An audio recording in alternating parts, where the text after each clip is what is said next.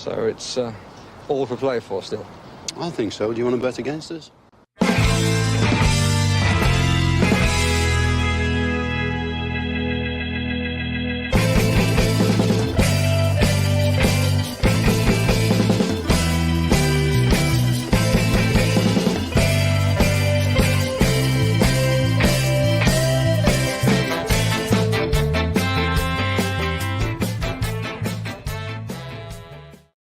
Hi, villains, and welcome to For the Love of Paul McGrath podcast. And as we know, it's international season at the moment, or international break, should I say, at the moment. And we're coming towards what I would term as I would imagine every single club in the world is already ratcheting up their transfer teams, the recruitment teams, see where they maybe need to do with a self-scouting point of view, areas that they need to improve on, players that they maybe feel are that they're appraising in-house that maybe on the outset maybe look like they are reaching potential or are reaching targeted metrics or whatever the case may be, and maybe looking to see where they can improve their teams.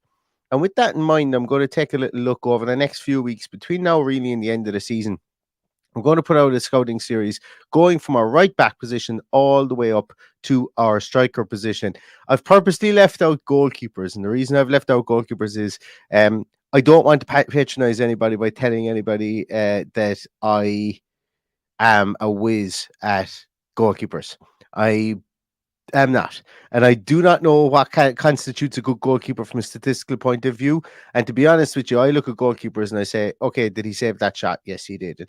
And for me, it's a lot more nuanced from that point of view. We've all heard about Neil Cutler and his conversations he had with Aston Villa with regards to Emi Martinez and the depth that they went into.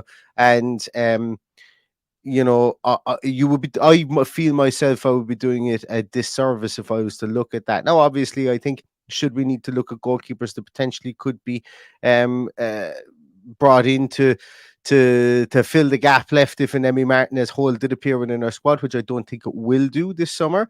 Yes, we will obviously look at any goalkeepers that we are linked to, but I would not feel comfortable doing a goalkeeper scouting series. So with that in mind, we're going to start with right backs, which we're going to do today.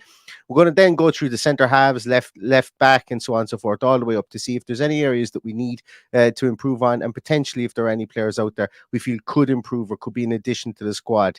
Some of these players, a lot of these players we will not have been linked to previously. It's all about scouting and trying to find player types. Okay, bear that in mind. And this is something that I want to I want to transition towards, is sometimes we find ourselves getting caught up on a specific name, and if X name doesn't sign for the club, well, then that's seen as a loss, or it's seen as a failure on from the club's point of view. Whereas every single club will go in and look at players and put players into buckets or types, and they will be comfortable with players and players' production, players how players look on the field, how players maybe move about in the field, and so on. They'll be comfortable with multitude of players, purchasing them in certain positions because they will have a type of player in there. So I want to kind of stay away from thinking about the name specifically. And within this scouting series, we're going to look at 5 different players that I think Aston Villa, 5 different types of players I think that Aston Villa could look at to purchase. Some of them will be on the cheaper side, some of them will be on the more expensive side, some of them will be attacking right backs, some of them will be defensive right backs, and some of them will be that right back that can kind of tuck in and play as that right central half as well, in a kind of a back three, as Unai Emery liked to do in Villarreal. So if I start to talk about, and the very first person we're going to look at today after we take a look at Matty Cash and Ashley Young, their season so far, the first person we look at, spoiler alert, is not one of those right backs that can tuck in at centre half. He's more of a right wing back, Alex Moreno type that can bomb forward. If we are going to play that narrow midfield, maybe Unai Emery wants to go with creating width on both flanks with our fullbacks. I don't know. But this is the type of player I think that could come in, that could supplement the squad, and we will talk about him in a moment. So that's a little bit of an introduction to this series with regards to right back scouting series, as I like to call it, that we're going to look at today. And I know that some of you, as I say, will want different names, and that's absolutely fine. These are not these are guys that I think fit a certain type that Unai Emery might be looking for. Because to be honest with you, I don't know what type of player Unai Emery is looking for at this moment in time. So we're going to look at different types of players, and we're going to see which one Unai Emery, or which type of player Unai Emery ultimately sits upon afterwards. But before we can do that, let's take a little look at the incumbents and the players that we have at this moment in time. So I'm going to pop up my slides here, and oops, what have I done? Let me just pop this into the screen again. Perfect. Excellent. So we're going to take a look at the two incumbents there, which obviously are Ashley Young and Matty Cash. The resurgent Matty Cash at the moment has come back into the team and is taking his space back. But as we know, start of the season was very much, and the start of Unai Emery's reign was very much an Ashley Young led right back position, and it's a really interesting look at them statistically to see how both of them are performing so far this year. So let's do that. Let's take a little look, and both of them have been pretty consistent. What I want to show here is anything that you can see, any numbers you can see here in white, any line you can see in white on the right hand side in the radial graph, and the heat map that has a white outline, that is Matty Cash. Anything in the grey outline, or the dark grey outline, or the dark grey numbering, that is Ashley Young's statistics. So that is the legend for this today. Now, obviously, we know when we look at the players playing that we can see certain things that is a bit different. And as I always say, we need to look at the numbers. It's very important to look at numbers, but it's also very important to look at the tape of these players as well.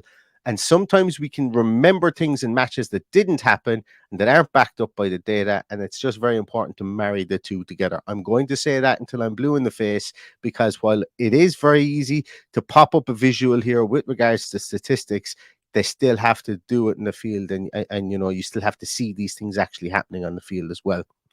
One of the really interesting things that I found here in this comparison here is how much better of a defender Ashley Young has been over the games he's played for Aston Villa so far this season.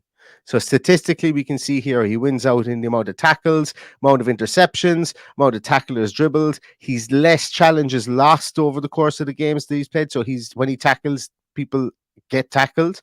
And he's had more tackles in the defensive third and more tackles in the midfield third as well than Matty Cash. So when we're looking at defensive actions from a tackling point of view, Ashley Young has been the more productive player in that point of view. And to be honest with you, I suppose we could see that on the field, because he was tasked more with not going as far forward. And when we look at his heat map over to the right-hand side, remember his heat map is the one outlined in the grey, in the dark grey. We can see here, obviously he's played a small bit at left back this season as well. We can see here on the right-hand side, he isn't tasked with going as far forward as often as Matty Cash. 37-year-old legs. It's to be expected.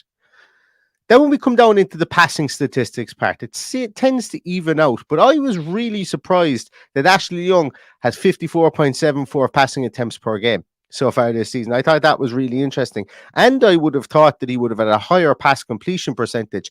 I would have thought that Matty Cash's pass completion percentage was around the 76% mark. We've seen that, we've seen him have that. I would have thought when I looked at it, because this is where sometimes the eyes can play tricks on what's actually happening, that Ashley Young would have had a pass completion statistic in the 80% mark, but he doesn't. He has a worse pass completion statistic than Matty Cash. Does that affect the output that you see in the field? Not really, because as I say, I didn't notice it on the field, but statistically we can see it here. Once again, very important to marry scouting with your eyes and scouting with your spreadsheet.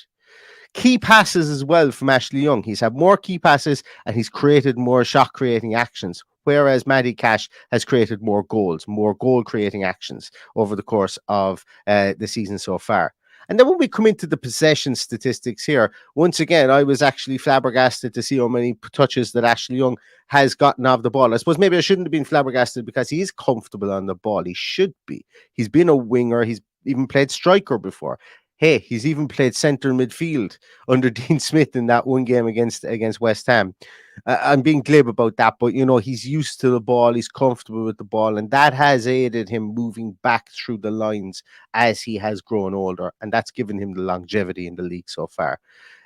Dribble success rate is pretty much a wash between the two of them there. Ashley Young very rarely gets dispossessed in comparison to Matty Cash. I think that's something that does show up on the tape as well. You very rarely see Ashley Young get caught in possession, which is a brilliant trait for a fullback as well. And lastly, we can see here the ball recoveries. This one blew my mind.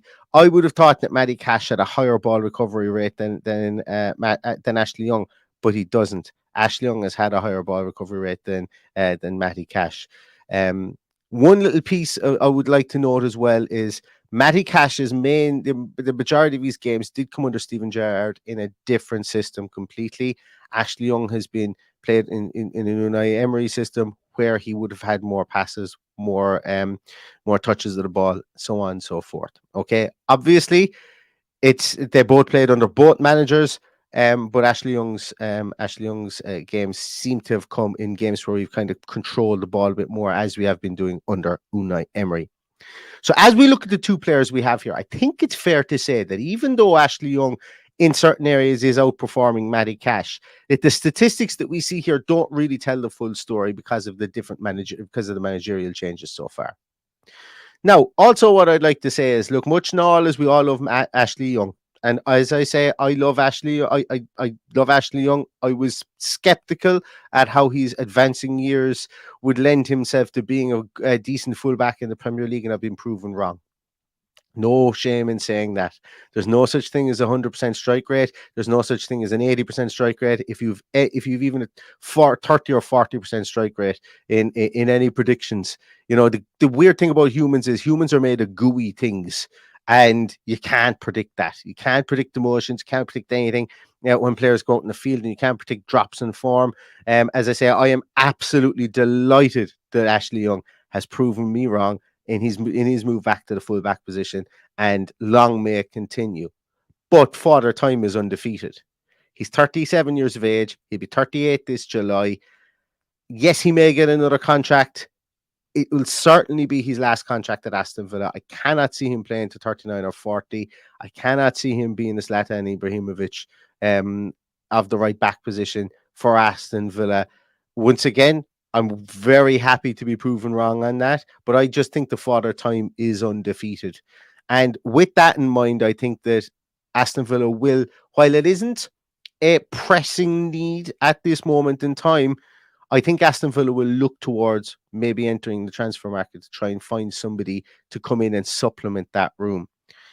A lot of people have spoken about Kaine Kesler-Hayden. I've specifically left in this scouting series, I've specifically left our academy players out of the equation. Reason being is because I don't know where Unai Emery stands with any of those. And to be honest with you, in the last 12 months, Kaine Kesler-Hayden's stock has slightly dropped. Since he's come back, since basically the Australia tour, his stock has slightly dropped as well. I'm not writing him off by any chance. I'm just including players from other teams to be brought in to supplement the room that we have here.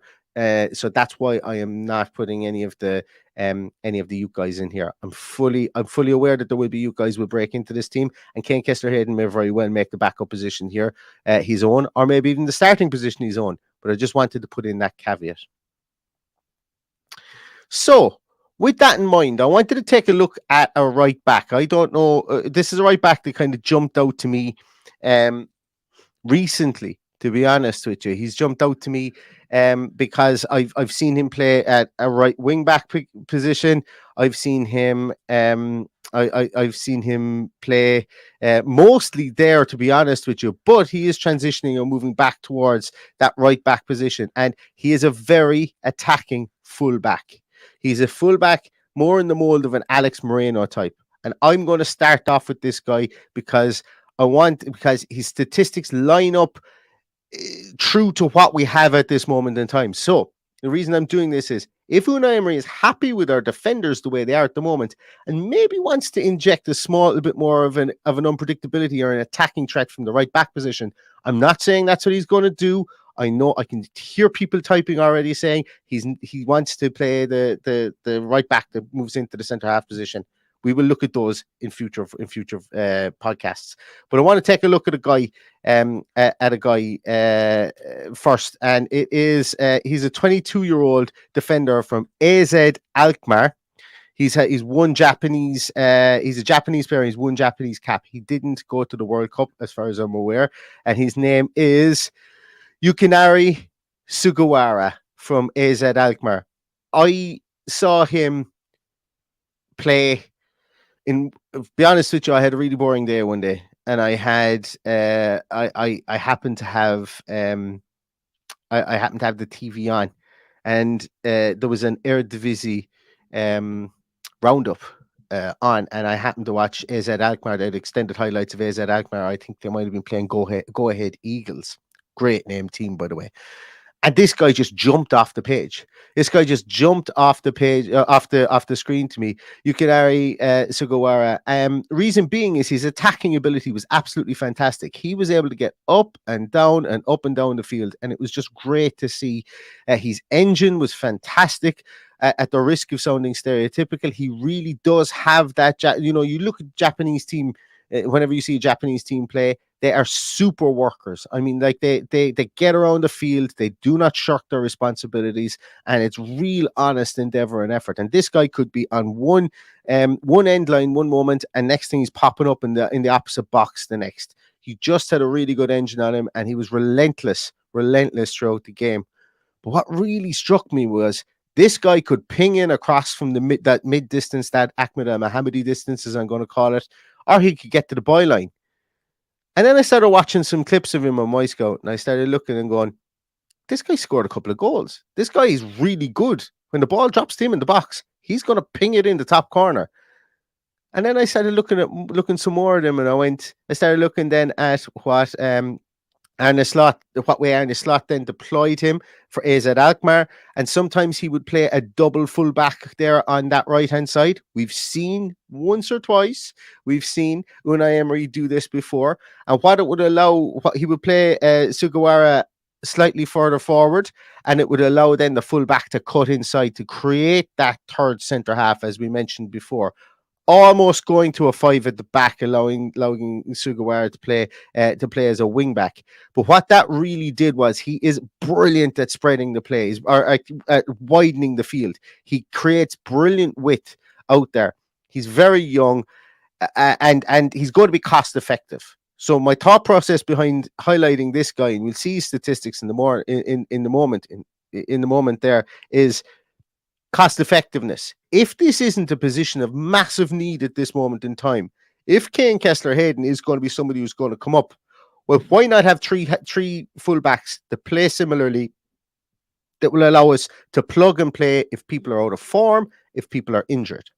And Sugawara is somebody I think they could be that cost-effective attacking fullback that could come into the team. So let's take a little look at these statistics here. So as I said, he is playing with AZ Alkmaar. Current market value as per transfer market is 4 million euros. So it's not going to break the bank. I would imagine he would be available for sub 10 million euros, which in this market ain't a lot. And it's okay. I think it would be very, very wise to maybe think of purchasing that that auxiliary fullback, or maybe that rotational fullback that could come in and learn in the Premier League. Look at his heat map. I wasn't lying when I said he could be on one end line making a tackle, and then as the ball is transitioned in the counter attack, he ends up at the other end, crossing the ball in from the end line. He is relentless in his ability to be able to get up and down that sideline. He really is. He's relentless in it. It just bounces off the page. Other good things about him as well is that, like, he's very involved in offensive in the play. As the ball goes, as the attacking play, as it moves from defense to attack, in that transition from defense to attack, he's really, really good. We often hear about the overlapping run from a fullback. This guy has it's definitely an Arne Slot tactic where he creates that with the as the central midfielder will pick the ball up in the middle of the field, will carry it forward, and you'll see the Sugawara wrap around him on an underlap, if you want to call it. He's very adept at playing the ball in close quarters, and he usually takes the ball from inside to out, or he can, sorry, not usually, he can take the ball from inside to out, or he can just attack in a straight line down that wing. So what I'm trying to get at here is if we see how that Alex Moreno has really kind of transformed the way that we attack on the left-hand side, something similar from the right-hand side, whether Unai Emery wants to do it or not, this guy can give you that something similar on that right-hand side. As I say, he is a bit more of a wing-back than he would be of a traditional right-back, but in this Premier League, we've seen that attacking fullbacks can be utilised. They can be fitted into a team, provided our midfield is nice and structured. One of this guy, like Sugawara's crossing ability is brilliant. Just go on YouTube and just watch his crosses. One of the great things about scouting is you don't need to have fantastic footage.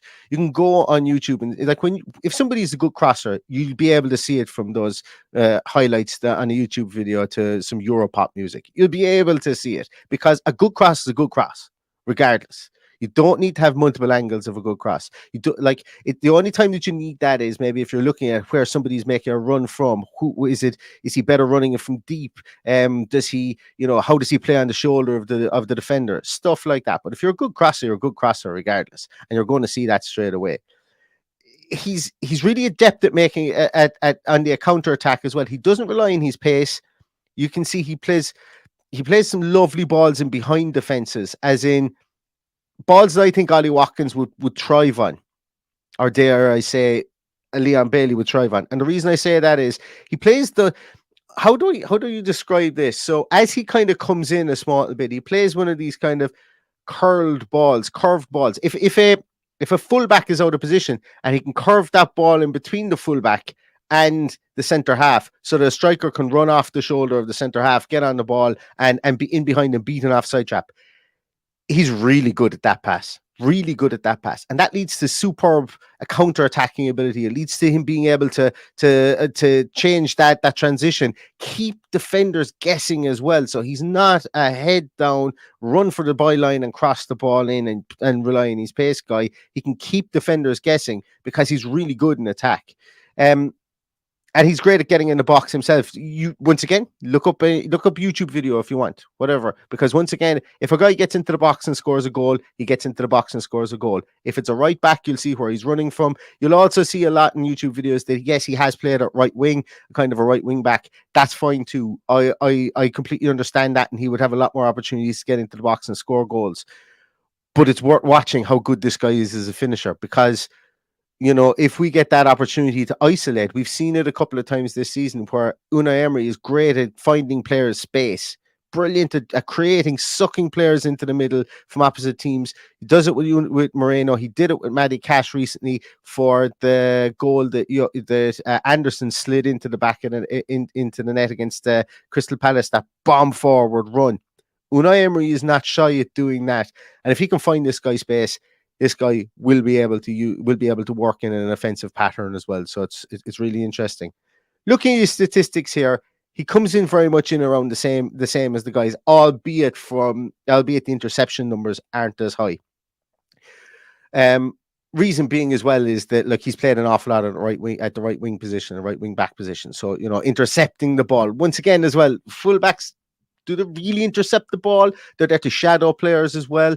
And there is no statistic, I think, for that. If there was a jockeying statistic, if there's one out there, somebody please let me know. There used to be a great pressure statistic, but unfortunately, a lot of those have gone behind massive paywalls now. And unfortunately, I don't think I would get sign off from the Minister for Finance here in this house to be able to spend that big money on any of the statistical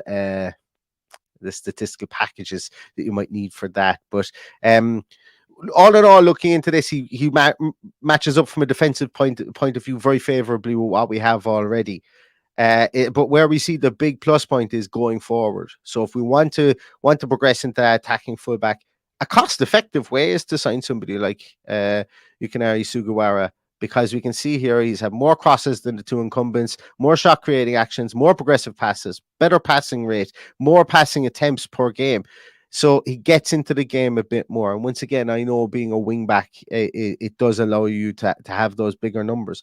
But it also, then the converse side is being a wing back here. He tackles at the same rate as Matty Cash. He's more recoveries than Matty Cash, and just shy of the recovery number of an Ashley Young as well. So all in all, I think if Unai Emery wants to go, if he's happy with the type of right back that we have at the moment, wants to get somebody in to supplement the right back room, because, as I say, Father Time is undefeated and Ashley Young is getting up there in age, somebody like a Sugawara could be a type of player that he is looking at a cost-effective price.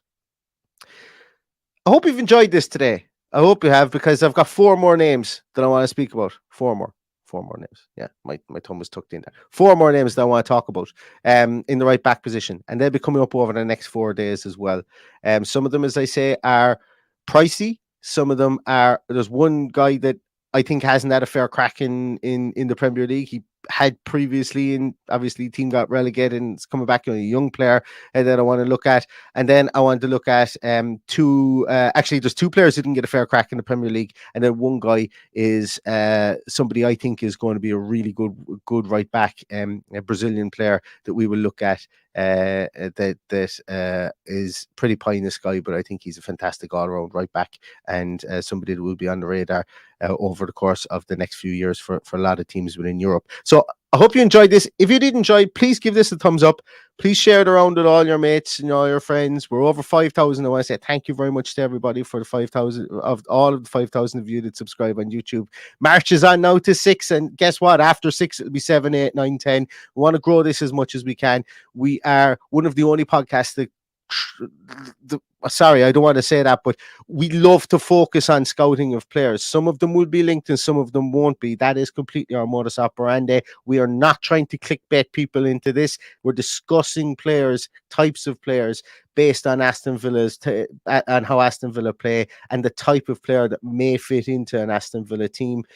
If you do like this, please like the podcast. Please like, follow us on Twitter. So please subscribe on YouTube, and we'd be delighted to have you along. Let me know in the comments what you guys think about this guy. Have a look at him as well yourself on YouTube, and let me know what you think of him. And let's scout and let's learn about these players together. So thanks very much, everybody, for watching. Thank you very much for listening. I hope you all enjoyed it. Stay safe, stay healthy, and all that's left to say is up the Villa.